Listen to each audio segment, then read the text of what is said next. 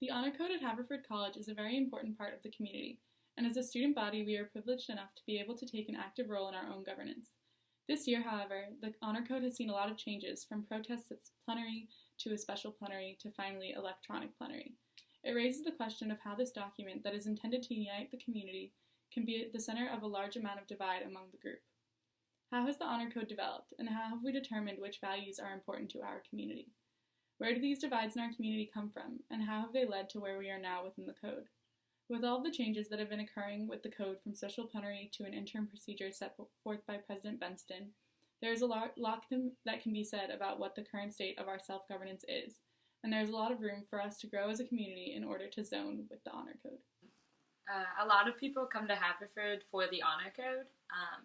I think they like it because it's academic, and there's a lot of trust, and it puts a lot less emphasis on grades and competition in that sense. They also come because of the social honor code, and they know it's like an accepting society, and people adhere, hopefully, by the honor code socially. Many changes have been made to the phrasing of the social and academic honor code, just with new people coming in and reading through it, and as they live at Haverford, they realize different changes that they want to see or different amendments they want to make. All those changes get presented at plenary, but the honor code doesn't always work because of the lack of participation at plenary. In discussions, there's a lot of discussions that are offered for students joining councils to talk about it. So I think if there was more participation, more engagement in the crafting of an honor code that we all need to adhere by and that we all live by is important, because we're given so much say in how the school runs, but there's only a small population that ends up being the ones that advocate for how it's written or what content they want in it. And a lot of people, everyone needs to pretty much go to special plenary or plenary. I'm talking about special because it just happened, because of quorum. But if you look around the room, a lot of people are doing homework because we're a super academically rigorous school. So there's definitely less attention paid to something that I don't think everyone really understands that we have control over. So given that I feel like people could be more invested in the honor code, I think a good way of doing that would be maybe during customs or for first years to really start group discussions on what the honor code that's in place means, and then maybe later on in the year customs leaders can ask how the honor code has affected them, how it has helped them, and what changes they might want to see to it. And yeah, that gets us started with the first years in the customs team. I think in general, those are required. And then later on, people get really caught up in stuff that we no longer prioritize thinking about the honor code. But the problem is that there's like a couple of days to decide how it changes, and then the rest of it is just like sits there and no one actually thinks about it.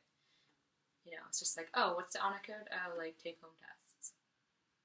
And then no one, like socially, it's not always, like academically people get not called out, but academically you go to honor council if you violate the honor code.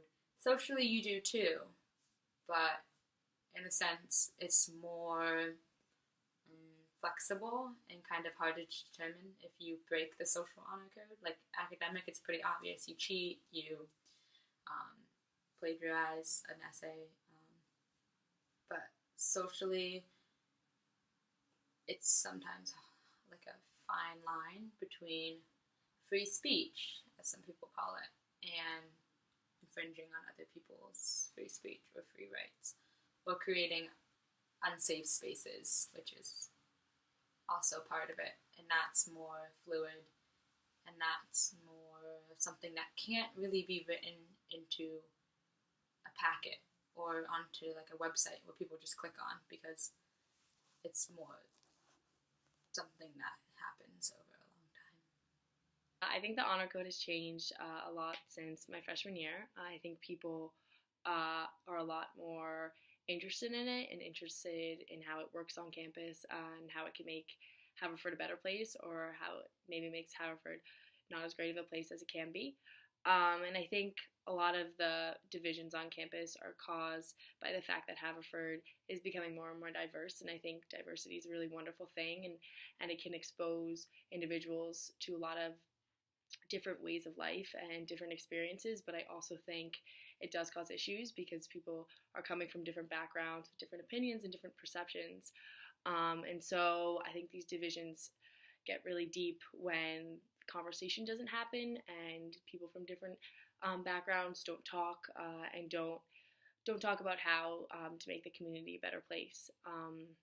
So I really think we can rectify this divide by talking, and people need to not only have inner monologues or outer monologues, and must have dialogues with each other, so we can all zone in and flow together and promote dialogue to make Haverford a more unified community and a better place for all students. So the honor code has changed a lot since I've come to Haverford, and that's caused a lot of tension and a lot of difficulties throughout the community. And I feel like a lot of those issues come from a lack of engagement with the honor code. And we can write all of these things out, and we can change the wording, and we can come up with all different ways to say the same thing. But until we all actively participate and agree with the honor code and actually follow through on what we say we're going to do, nothing's going to change. And I think a lot of that comes from a lack of attention at plenary, and a lack of showing up to plenary, and a lack of really caring about what the amendments are, and just raising a placard mindlessly. And I think that raising quorum, no matter how hard it's going to be, is actually something that's really beneficial for us, because the more people that come, the more information that might just sink in to more people, and that's something that could be really helpful for our community. And having such a large turnout at special plenary, I think really was a turning point, not a big turning point, but at least a step forward in the right direction for changing how we interact with the honor code, and changing dedication and reaffirming that this is something that we want at this college, and this is something that is important to us.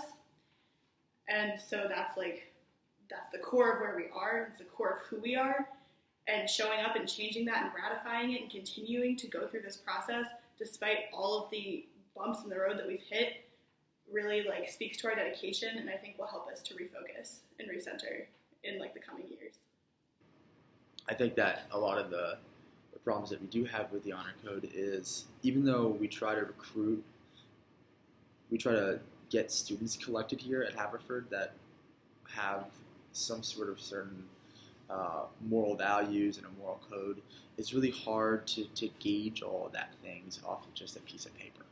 When we write our entrance exams to come into Haverford, we do the Common App, and we have SAT scores, and there's all these requirements, and it really don't really have a set in stone way to analyze someone's character, because someone can just kind of fake being nice for a little bit, and then they can find their way into Haverford, which is obviously a Quaker school. But if someone pretends to be something that they're not, then you have people that are interacting with the honor code that really shouldn't be interacting with the honor code. And then another part that I think has a direct reflection on the students that come into Haverford was we had some money issues. I think we had to stop going need blind or need aware. So there was more students that are coming into Haverford of higher economic classes, and that while you'd think that, hopefully that privilege that they have won't coincide with other minority groups, other marginalized groups, it does have some sort of effect on everything that's going on in our community. And I think that if we can return to a need-blind system, we can, in some sort of way, try to admit students into Haverford that fit more the demographic that is responsive to the honor code. So I think that's kind of one solution that we can try to. I think that's one obvious solution that we need to look into. So basically, I think that if we aren't able to come to terms with the financial problems, because that's obviously a bigger college-wide issue, that's an economic issue, that's a global problem that we have to deal with. But if we can't come across that, we need to zone with the honor code. We need to be unified together, and that's probably one of the more challenging things to do, because even if we didn't have the money issues, we'd still have to be zoning together.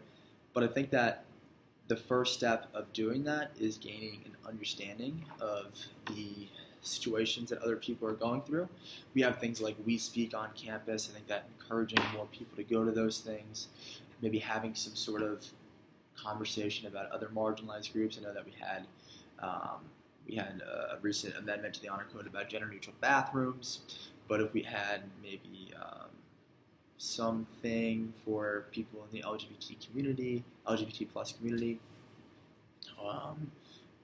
maybe more things about race. I know that even though we like to try to have marginalized groups on Haverford, there still are lacking in interconnectivity between certain minority groups and other students of privilege at Haverford.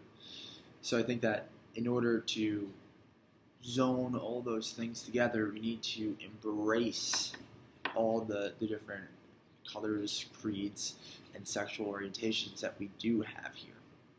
And I think that does stem from having a little bit more education on what people go through, and then by having that, we can then build some sort of mutual understanding of the problems that one certain race feels or one minority group feels. And by doing that, we can connect everything to ourselves and our individual persons to come up with and realize that the problems that someone else is facing is just a problem that you are also facing in some sort of degree. There's always some way that we can connect to people and feel the unifiedness that everyone has. That's in every single problem. We can all relate somehow to something, and because we, at the end of the day, barring the way that we look or the way that we feel or the way that society tells us we can do things, we're all human at the same time. So, all in all, as a community, we need to do more to engage with the honor code. We need to jump into discussions and take part in dialogue that may not be easy to talk about. We cannot blindly follow a code that few students work so hard to curate and generate for the community. This code applies to all of us, and it's not up to a few students to do all the work to make the code that we follow. As a whole, we need to do better. By simply going about our days and not truly being one with the honor code and with each other, how can we possibly ever reach a higher understanding of ourselves, the community, and the code itself? The honor code is Haverford's own law, and by not engaging with it, we are confining ourselves to the single bracket matrix. In order to unite the community and make the matrix shift into a higher learning, we all must work together. It's not up to a few students. It is not simply a task that few students can undertake, because the honor code is bigger than just a few students, and until the entire community realizes this, we cannot make the shift. No matter how we change the words or alter the verbiage in the code, we will not see a change unless the community is willing to make that change. The honor code is central to who we are as a group, and without it, we wouldn't be at Haverford, but we cannot take the code for granted.